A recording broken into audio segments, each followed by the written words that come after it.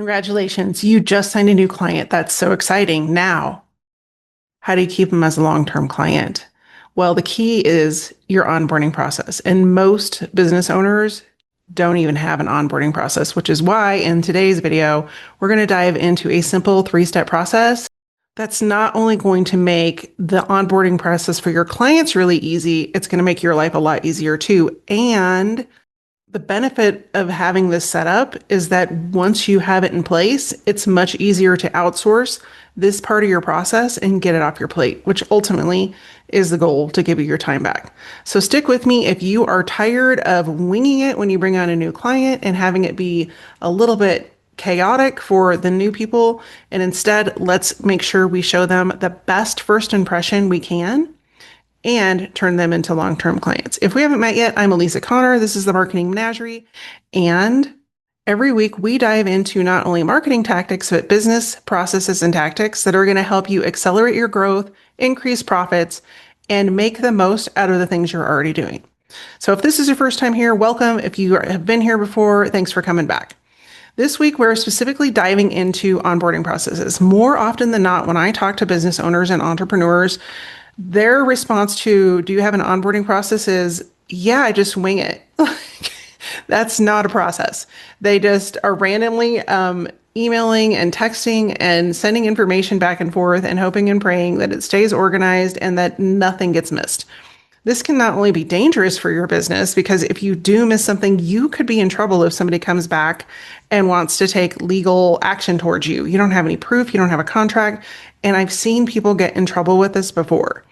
Now, the disadvantage of coming out of corporate is that you're normally used to having somebody else deal with these things. The contracts are created.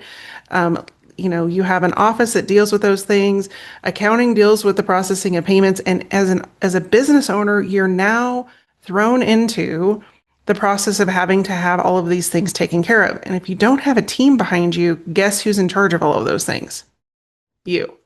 So in order to make this easier for you, I put together a three-step process that I not only use in my business, but I share with my clients that makes onboarding not only efficient and easy for you and the client, but it also nurtures the relationship and starts to build the relationship on a really strong foundation so that your new clients want to stay with you. They have such a great experience, they can't see themselves going with anyone else.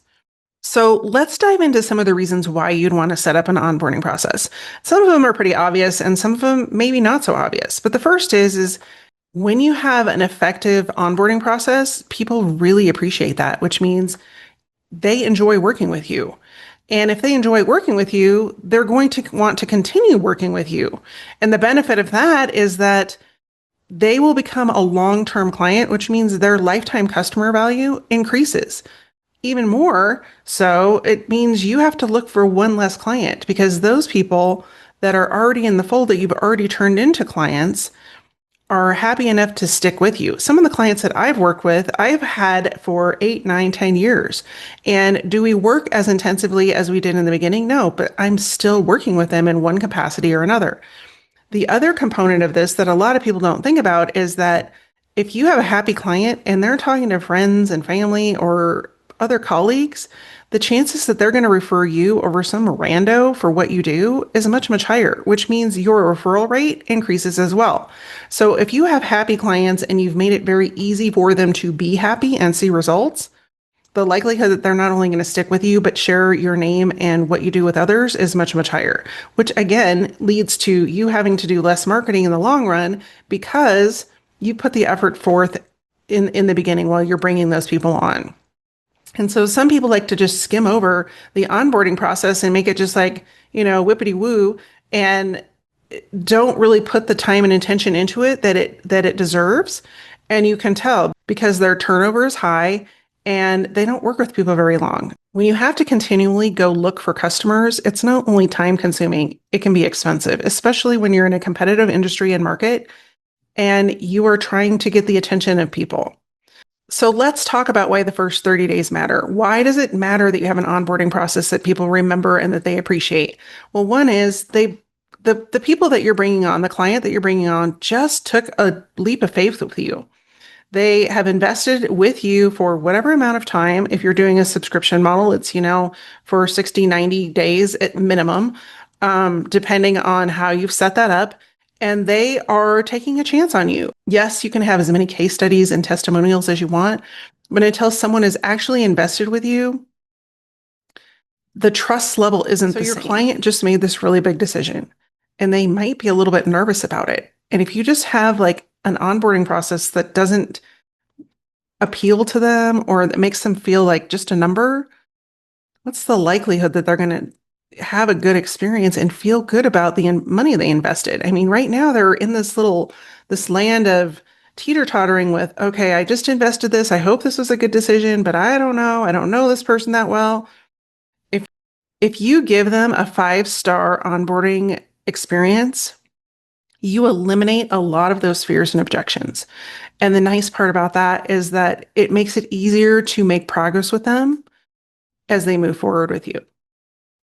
Luckily, you have 30 days to do that, roughly. I mean, it could be longer, it could be shorter, but following the process that we're going to go through here in just a second, that first 30 days gives you the opportunity to prove to them that they've made a really good decision and get them excited about moving forward with you, not only on this project and this specific component of what you're doing, but potentially other projects down the line. So let's dive into the trust building system. This is a very simple 3-week process that I use myself. And in week 1, what we want to do is make sure we're welcoming them. We're giving them a document of some sort that shows the entire process of what it will look like with your work together. People need a map. When they have a map, it makes it more comfortable for them not only to follow along and know what's expected of them and of the engagement, but also it gives them assurance that you have a plan, that this is what it looks like. And when you give them that step-by-step plan, it gives them peace of mind because they know which direction you're going, how long it's going to take, and what they can expect during that time frame. If you just wing it, and trust me, not only did I do this in the beginning, but I know a lot of people who still do it. If you are just winging it and hoping that, things will show up as you go along, it's causing a lot of dis-ease in that relationship. And dis-ease does not fuel retention. It does not fuel long-term customer relationships because there's always like, when's the shoe going to drop kind of energy around that. If you can lay out a specific plan of what is going to happen, like in week 1, you're going to get all of your paperwork. You're going to, get an electronic document to sign. You're going to know exactly how payments are going to be processed, what you need to do if, you want to extend the engagement or if you need to cancel the engagement, when we're going to meet, we're going to get all of the bookings for our engagement on your calendar, all of those sorts of things. If you have a very specific plan and they know what to expect, they not only know how to plan out their time, they know how to plan out their mental state to show up to those meetings. So week 1 is going to give them exactly that. I recommend sending an email that gives them bulleted points of exactly what to expect. We are getting started in this engagement. I'm super excited you're going to be here. Here's the things you can expect next. 1, we need to get your contract signed. Here's the link to the electronic signature. 2, we need to get your payment set up.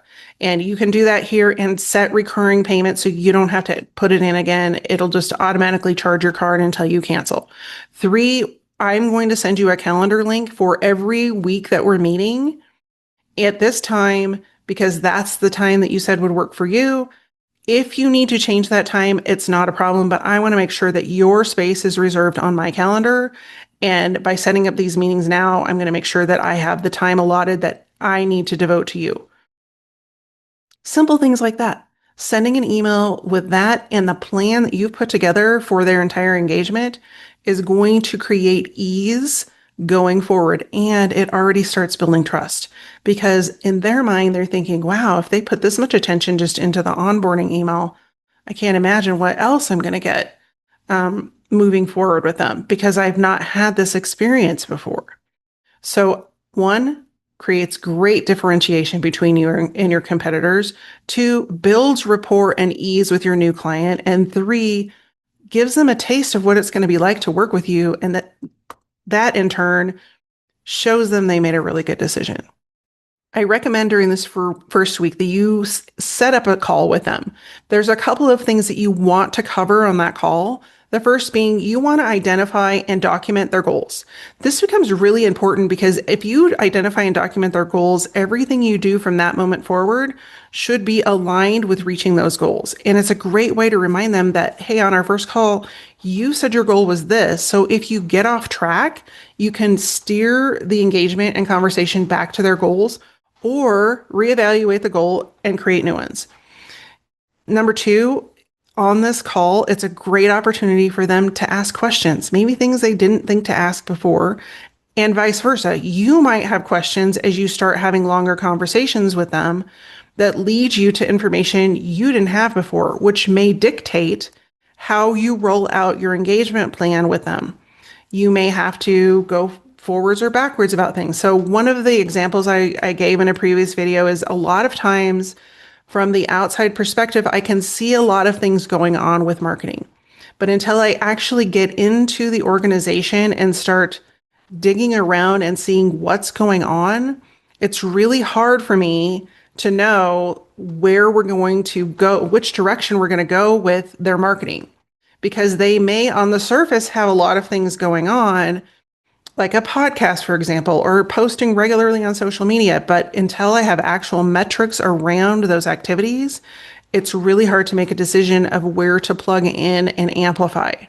So you may have something similar to that situation in your business. That initial call with them is going to help you determine more accurately where they are and where you want to start and go with your plan. So the goal of week 1 is to put them at ease. It's to eliminate any stress they have about hiring you and to show them they made a really good decision by showing them what they can expect from you and your engagement going forward. Step 2, I like to call prove them right.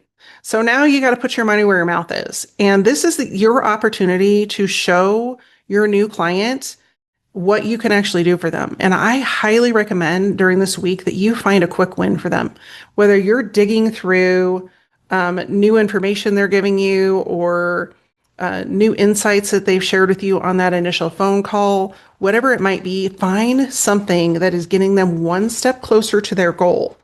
Because if you can show them, hey, we accomplished this already this week, and this is just the tip of the iceberg, it's going to help them relax, and it's going to show them that you mean business. You mean what you say you mean. Like, you're going to get them more profits. You're going to help them get more clients. You're going to help them smooth out their operations. Whatever it is you do, if you can find one quick win, which really shouldn't be that hard, in conversation with them and in this first couple of weeks, it's going to do a lot to not only build trust, but rapport with them. And it's going to show them that, hey, there is hope on the horizon for solving this problem that's been keeping me up at night for month after month after month. In order to get that quick win, one of the first things you're going to have to do is really get in and analyze. And I think there's not enough attention placed on the analyzing of a situation when you're going into a coaching or consulting engagement. A lot of times when we go into a client engagement, we're doing a lot of guesswork. Like, we don't really know what the real deal is until we're on the inside. And so if you aren't spending some time during this second week and maybe even a little bit longer analyzing the actual goings on of the organization you're working with, it's going to make it really hard for you to determine how to move forward. Of course, you have an outline of how you work with people and the direction you want to move people forward. However, how that applies to each situation can be very different. And so again, if I'm using an example from my business, if somebody is adamant about generating new leads for their medical practice, but I'm looking around going, okay, well, your lead generation, yes, that's important. But when I look at your website, like, your customer experience for your website is a nightmare. Like, people can't get around, the buttons don't work, there's no phone number, whatever it might be. So it doesn't matter how much money and time we spend on this lead generation, because if where you're sending them is to your website and it's a hot dumpster fire, you're wasting your time and energy. But there's no way to know that until you start getting in and analyzing where they are. Once you have that analysis started, or at least you're making progress on it, you may not have it done. A lot of times I don't have the analysis done until the end of the project because it's just layer after layer after layer. And that may be your situation as well, but don't fret, because even if you can start with the analysis of where they are, then you can figure out, okay, this is going to be a prime area for them to get a quick win. So if using the example I just spoke about, like one of the biggest things we can do as a quick win is fix a couple of things on their website that is going to improve customer experience so that when people come from an ad on Facebook, they're having a good experience on their website. Doesn't mean you can do a whole website overhaul in a week. Probably not, most likely not. But you can fix a few things for them so that they can see, hey, you were here.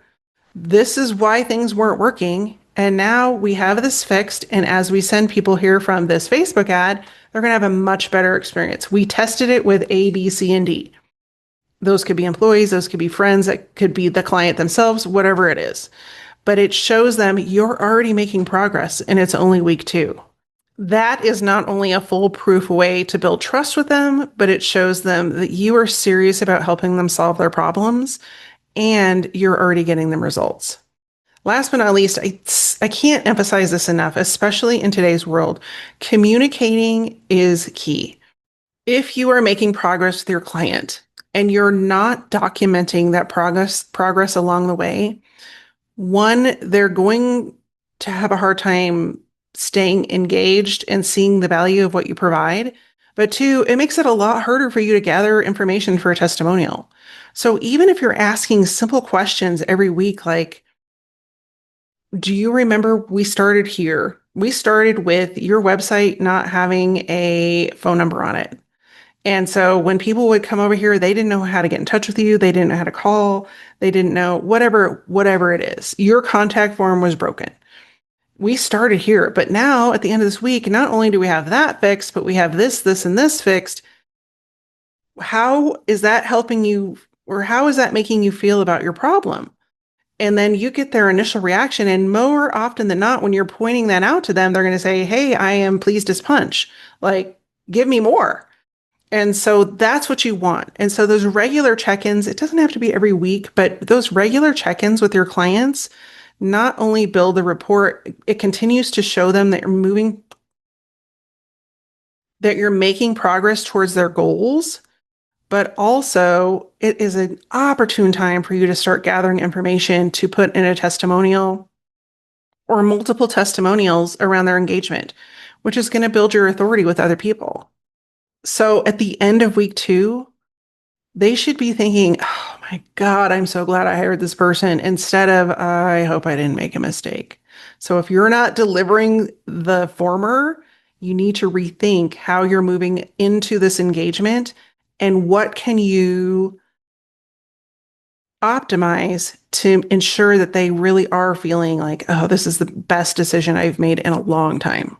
So week 3 is when you start to plant the seeds of where this potential partnership could go.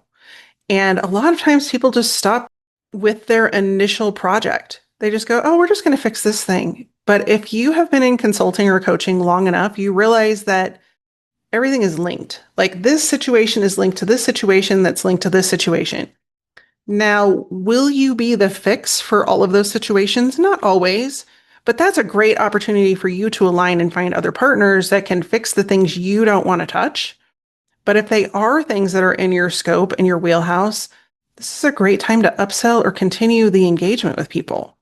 And so when you can show your client the bigger picture, they came to you to fix a single problem. But when you can connect that to their overall business, and what that means, like that little piece of the problem is only this chink in the armor versus here's like the actual things that need to be fixed in order to get to the goals you outlined for me in week 1, you will blow their minds a little bit because usually people are very central focused and can only see one thing that's going wrong.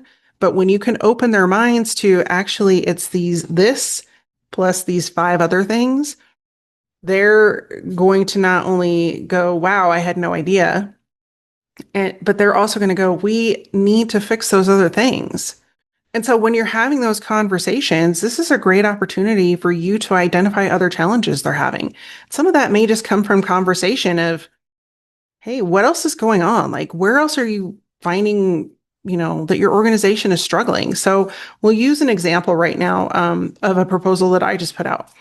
And it was for an organization that has been spending a lot of money on marketing. They not only have an agency, they have multiple people in their office that are doing marketing. They're not seeing any new patients. And so if you have all of this money that you're investing in something and you're not seeing patients, there's a problem. That's problem number one.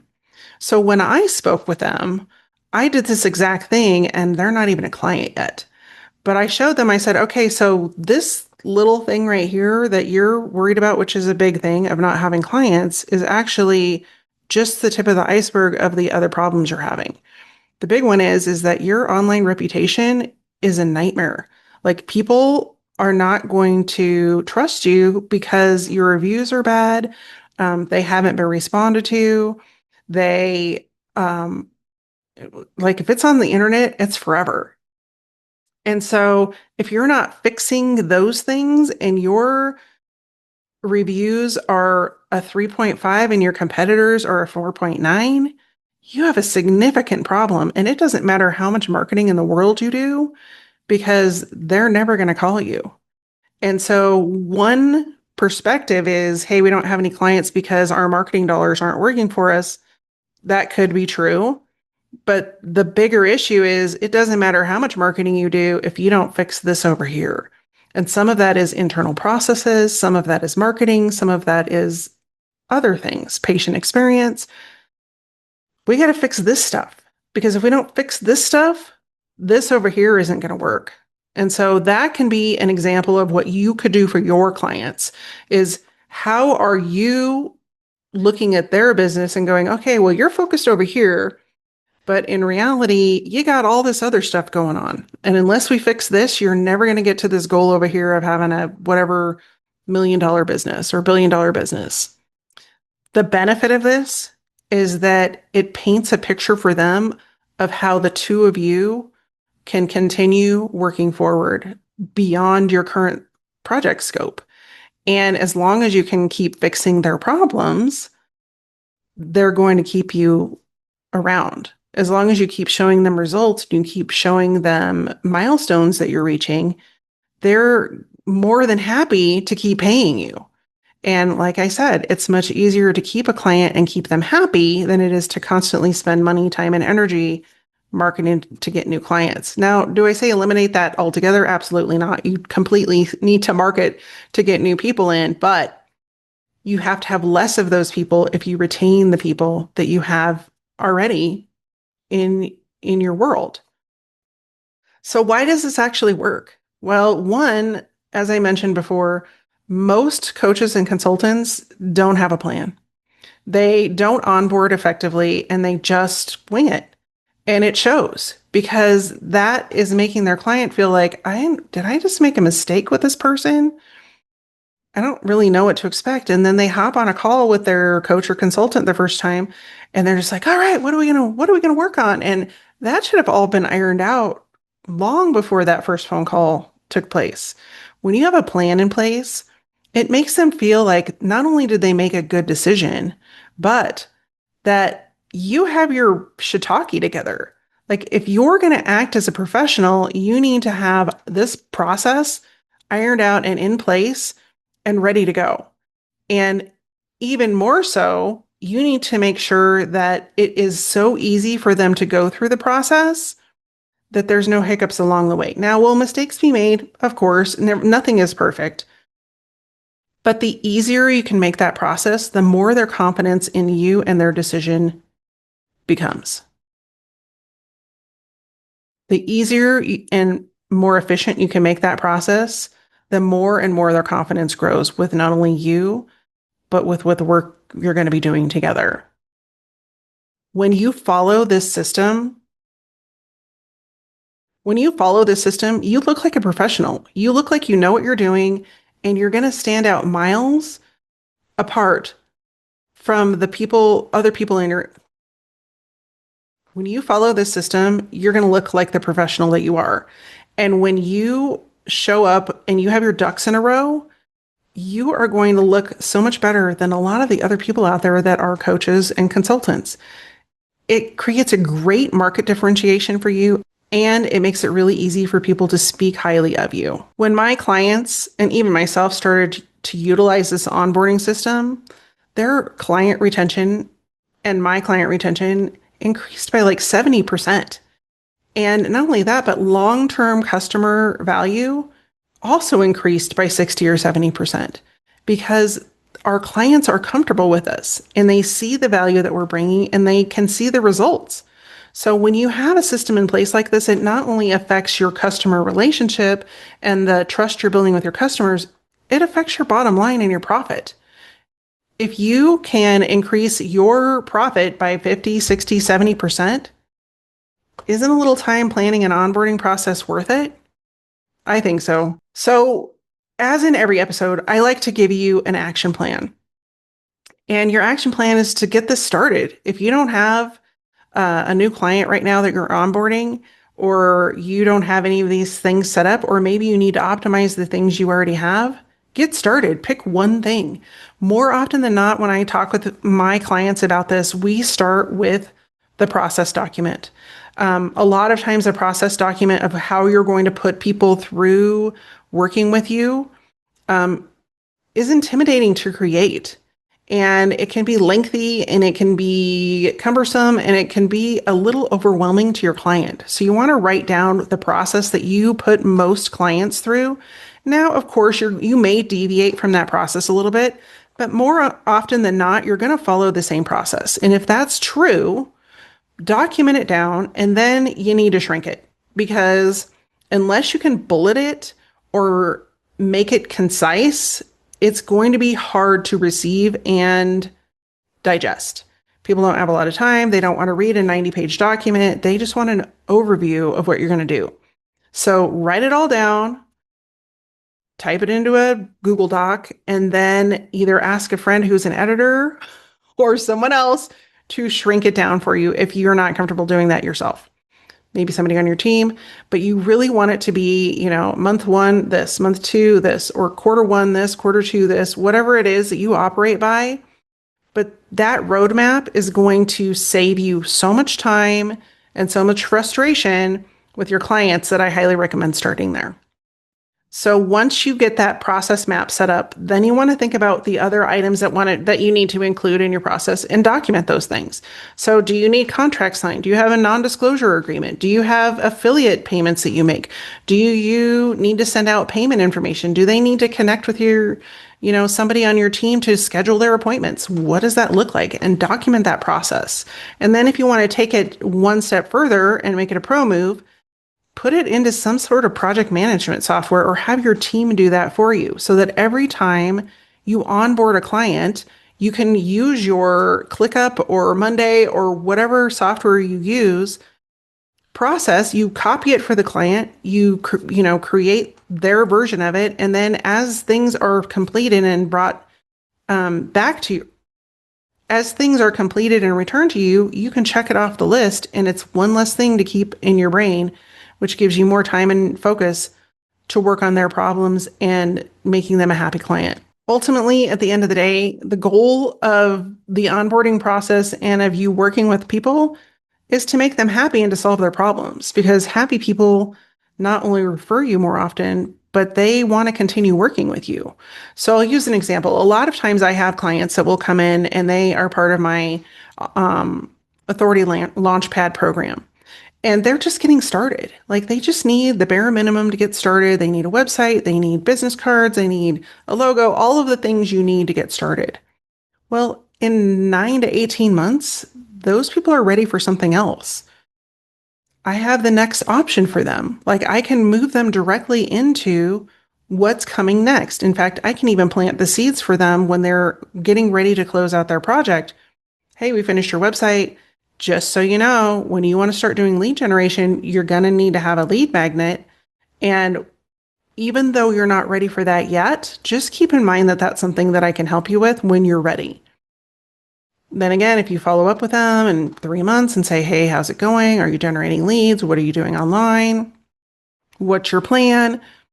You want to sit down and talk about that. That can be another avenue to keep them in the loop and keep them as a paying client. A lot of times you might have a different transition in there depending on where they are in the process.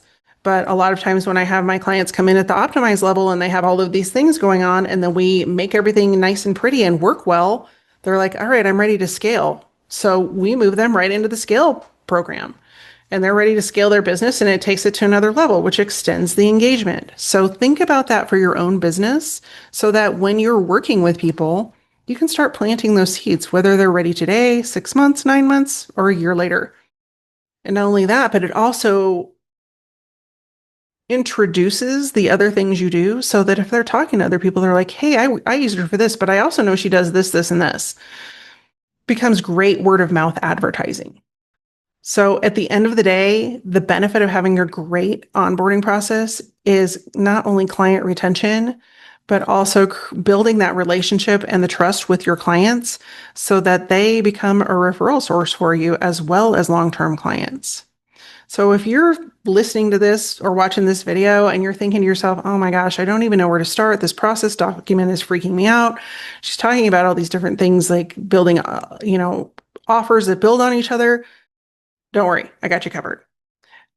Below the video and also the first pinned comment, I have put a link for you to schedule a free assessment with me. We can take a look at what's going on in your business, the areas like if you need help with your onboarding, we can take a look at that and give you a 3-step action plan so you can get started right away.